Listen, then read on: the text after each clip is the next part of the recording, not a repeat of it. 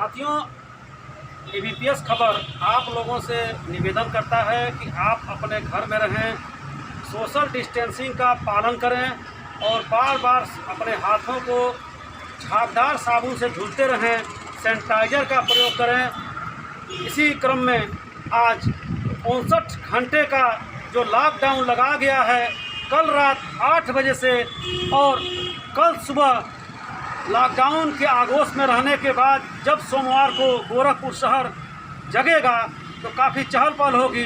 लेकिन बड़े ही दुर्भाग्य का बात है कि आज हम लोग इस बेतिहाता पुलिस चौकी पे खड़े हैं, जहां पे मैं कैमरा पर्सन को कहना चाहता हूं कि यहां ताला बंद है और यह चौकी पूर्ण रूप से अवैध ढंग से बनाई गई है, जो किसी न किसी ढंग से नगर निगम के मिली सुगबुगाहट के अनुसार इस चौकी को खड़ा किया गया है। यदि एक ईंट भी अवैध रखी जाती है तो जो नगर निगम के कर्मचारी हैं वो तत्काल जेसीबी लेकर के आते हैं। मैं बताना चाहता हूं कि लगभग 3 वर्षों से जनता का शोषण करके फल के व्यापारियों से, ठेला से, खोमचे वालों से पैसा ले करके इस जो आप देख पा रहे हैं इस पुलिस चौकी का निर्माण किया गया है, जो पूर्ण रूप से अवैध है। इस नगर निगम के बिल्डिंग पर हम खड़े हैं, जहां पे गुप्त सूचना मिली है कि इस चौकी के निर्माण में तरह तरह से लोगों को प्रताड़ित करके इसका निर्माण किया गया है। मैं बताना चाहता हूं कि यह कोरोना काल चल रहा है, इसमें ताला बंद है और जो चौकी प्रभारी महोदय हैं वो कहाँ गायब हैं। हम लोग लगभग 1 घंटे से उनका इंतजार करते रहे हैं, अभी तक वो आए नहीं हैं। तो कहीं न कहीं शासन के लोग ही इस मोदी सरकार और योगी सरकार में खटाई में दूध की तरह काम कर रहे हैं, जो इनके सरकार की विफलता को कहीं न कहीं प्रदर्शित कर रहा है।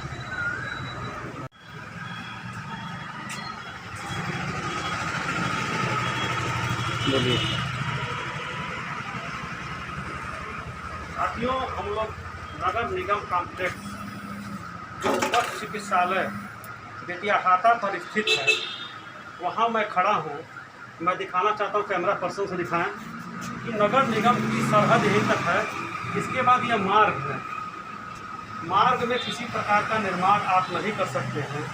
लेकिन नगर निगम के प्रशासनिक जिम्मेदार व्यक्ति जो कहीं न कहीं आंखें मूंद के पड़े हुए हैं और पूरा निर्माण कार्य रास्ते में किया गया है, जो दरवाज़ा लगा करके इसको अवरुद्ध करने का काम किया जा रहा है। और कहीं न कहीं पूर्ण रूप से जो है वह शासन और प्रशासन या तो कहीं आर्थिक रूप से या किसी सामाजिक प्रेशर से वह इन अवैध निर्माणों को होने दे रहा है, जो बहुत ही चिंतनीय विषय है।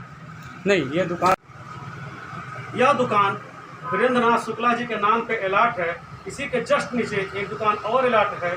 इसको किराए पर दे करके लगातार कहीं न कहीं जो नगर निगम का न्यूनतम शुल्क है उससे अच्छी कीमत पे दे करके वसूली हो रही है। और साथ ही साथ मार्ग को इस गेट के माध्यम से अवरुद्ध किया गया है और इसमें काफ़ी तोड़फोड़ की गई है, जो नगर निगम के नियम के विरुद्ध है।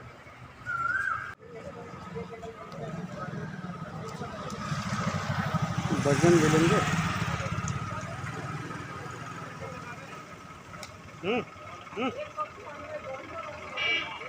आगे बढ़ा नहीं बन रही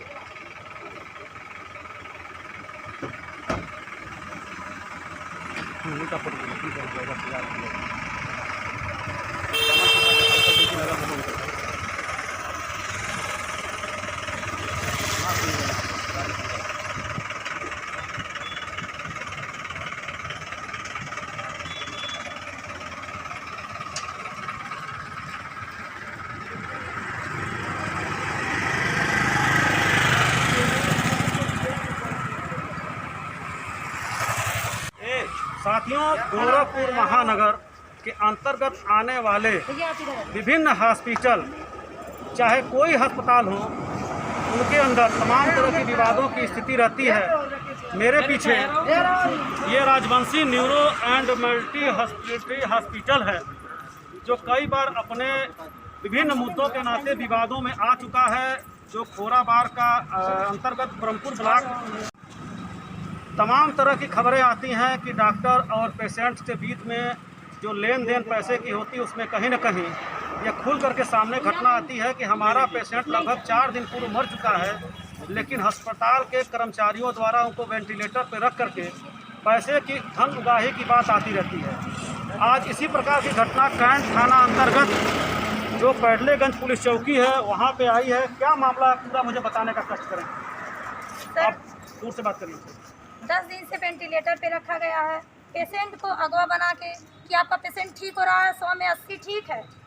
पेशेंट जहाँ से घर बेच के खेती बाड़ी बेच के आपके पेशेंट के साथ क्या घटना हुई थी, क्यों भर्ती किया गया था? पेशेंट मेरा गाड़ी पलट गई थी, गिर गई थी और गिरा। उसके बाद इन्होंने ले आया तक पेशेंट को हम ठीक करके। कहाँ से पेशेंट को लेकर आए? अपना पूरा गाँव का नाम? बलरामपुर से लेके आए। हम लोग रहने वाले गोरखपुर के हैं, ग्राम रमुआपुर, जिला गोरखपुर के रहने वाले हैं। थाना कौन सा? हरपुर बुधर थाना है हमारा। ये लोग 50,000 रखिए, आपका पेशेंट ऑपरेशन के बाद ठीक हो जाएगा। हम लोग 50,000 जमा किए। उसके बाद डेली कंटिन्यू 10,000 की दवा जा रही थी सर। उसके बाद फिर बोले 75,000 का ऑपरेशन होगा। फिर बोले आपका पेशेंट, मैं खुद बात करने वाली हूँ, कह कि 80% टेस्ट ठीक है 3 दिन पहले सर। उसके बाद कल क्या बोला गया कि आप अपने पेशेंट को डायरेक्ट घर ले जाइए। क्यों ले जाएगा? आप मेरा ठीक ठाक पेशेंट दे दिए तभी ना हम ले जाएंगे घर। पैसा भी दिए, पेशेंट भी नहीं बचा। फिर आज 95,000 मांगा जा रहा है दबाव के साथ। पुलिस चौकी बुलवा के कि मुझे पैसा दिया जाए। मेरे पास 5 रुपये नहीं है, हम आपको 95,000 दें। मैं और गहराई में यहाँ के जो मैनेजिंग स्टाफ है, पूरा स्टाफ का दबाव हो रहा है हम लोग के ऊपर। इस विषय में जानने की कोशिश करता हूँ कि क्या मामला है पूरा और कौन कौन से उपचार हुए इतने दिन में, क्या स्थिति रही, ये जानकारी उन्हें जानने की कोशिश करते हैं। आइए सर, अरे उनके साथ जाइए। हाँ भाई, साथ जाइए, आप साथ जाइए भाई। ये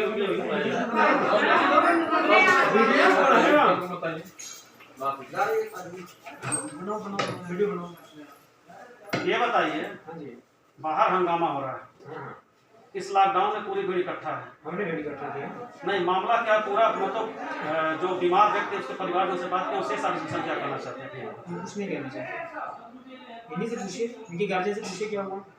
इनके गार्जियन पुलिस चौकी इंचार्ज भी आए थे, उनसे पूछिए क्या हुआ। वो तो भाग चले मेरे पास से। तो ठीक है, जब मैंने उनको रोकने की कोशिश किया तो भाग चले। माइक की आईडी देखते ही उसकी।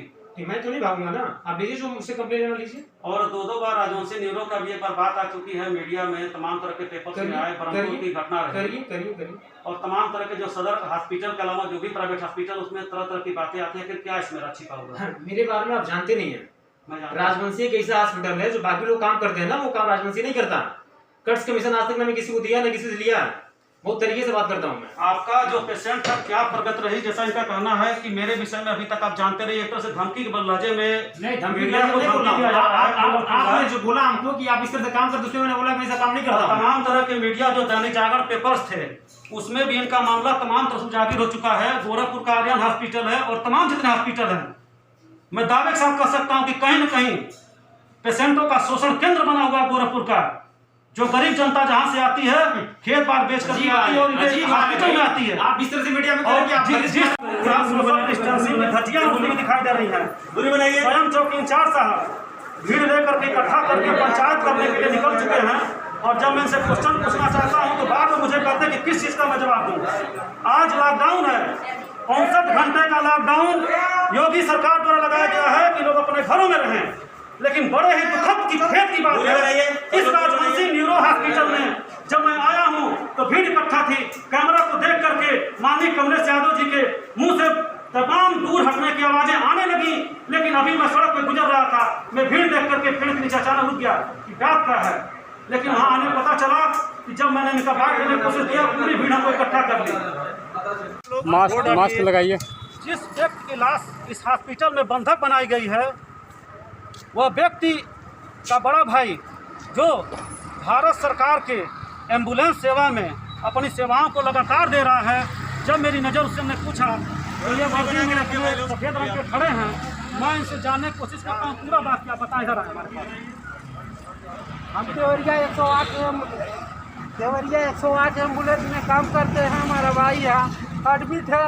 हमने ऐसा सोचा कि यहाँ आके पैसा भरने की बात आई तो हम लोग आए। आज 4 दिन से इसमें भर्ती है। हम ड्यूटी छोड़ के यहाँ भागे चले आए हैं। और उसके बाद 75,000 रुपया यह लाश का मांग रहे हैं और यहाँ 95,000 रुपया लाश का मांग रहे हैं। उसके बाद यहाँ डॉक्टर ने 107 को फोन करके बुलाया हम लोगों को धमकाने के लिए।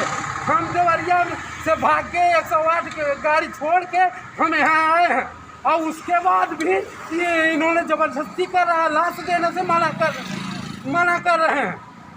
जिस प्रकार से देख सकते हैं कि राजवंशी हम लोग रातों दिन काम करके कोई या जो भी सज्जन बैठे हो कमरे में नहीं पहचानता हूँ, ABPS कैमरा देखते ही वो आग बबूला हो गए और कहीं न कहीं एक धमकी के लाजे में भी हमको धमकाने की कोशिश करने लगे।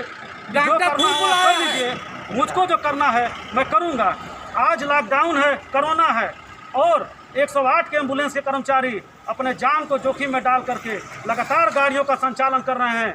तो कहीं न कहीं मैं इस ABPS खबर के माध्यम से कहना चाहता हूं कि सरकारी कार्य में बाधा इस राजवंशी न्यूरो हॉस्पिटल ने किया है, जिसका आज भाई रो रहा है इस सड़क पे। इसको एम्बुलेंस चलाना चाहिए, कोरोना के पेशेंटों को पहुंचाने की ड्यूटी लगाई गई है, लेकिन कहीं न कहीं अपने कर्तव्यों से मुख मोड़ करके यह राजवंशी तमाम सरकारी जो भी अमले हैं उनका दुरुपयोग कहीं न कहीं ये करने में लगे हुए हैं।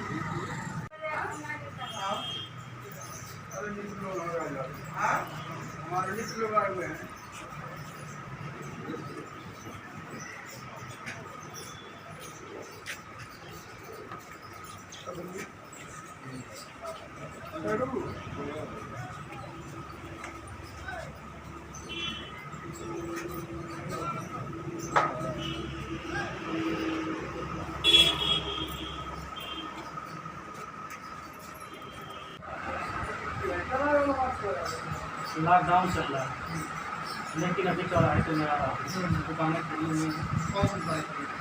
आप स्वयं जब बिजनेस से बाहर चलेगा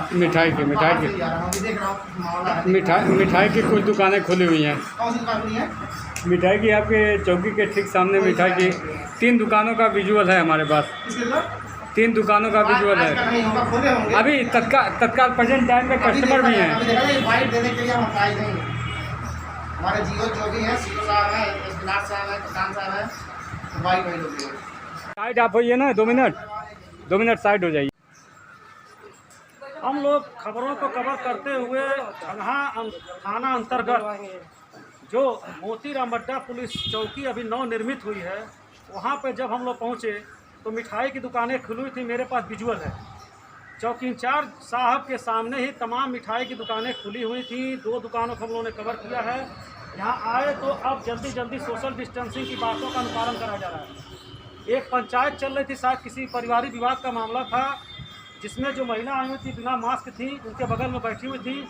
और जब हमने उनको कहा तो वो कहे कि आप सबूत देने का कष्ट करें। मेरे पास पूरा विजुअल है, पूरी खबरें हैं। अगर एक जिम्मेदार व्यक्ति जो शासन से जुड़ा हुआ सोशल डिस्टेंसिंग का अनुपालन नहीं कर पा रहा है, तो कहीं न कहीं जो सरकारी विभागों का जिम्मेदार है, जो दूसरे को सोशल डिस्टेंसिंग का पालन कराता है, नहीं करने पर डंडे से प्रताड़ित करता है और मास्क लगाने के लिए बार बार कहता है, कहीं न कहीं उसको अपने आचरण में उन बातों को स्वयं उतारना चाहिए। साथियों, हम लोग मोतीराम अड्डा पुलिस चौकी के सामने खड़े हैं। यह नेशनल हाईवे बन चुका है 4 लेन, लेकिन आप मेरे सामने देख पा रहे हैं कि पुलिस चौकी के सामने एक ट्रक खड़ी है, जो कभी न कभी एक भयंकर एक्सीडेंट को दावत दे रही है। भयंकर दुर्घटना हो सकती है। इस ट्रक को नियमतः कोई भी कार्रवाई यदि होती है तो उसको संबंधित थाने पर या अगल बगल खाली ज़मीनों में खड़ा करने का आदेश है। लेकिन कहीं न कहीं ये ट्रक आने वाले भविष्य में एक बहुत बड़े दुर्घटना का कारण बन सकता है। लेकिन अभी पता चला है कि लगभग 10 से 15 दिनों से यह ट्रक यहीं खड़ी है, अभी तक थाने में क्यों नहीं गई, यह एक बहुत बड़ा प्रश्न चिन्ह खड़ा करता है। और आपको बताते चलें कि यहाँ के जो भी व्यापारी हैं, एक बार नामबंद होकर के सूरज सिंह के खिलाफ खड़े हुए थे, जहाँ अवैध वसूली की बातें दबे हुए जुबानों में लोग कह रहे थे। आज तक वो क्यों नहीं ट्रांसफ़र हुए, ये भी एक बहुत बड़ा प्रश्न यहाँ खड़ा हो रहा है।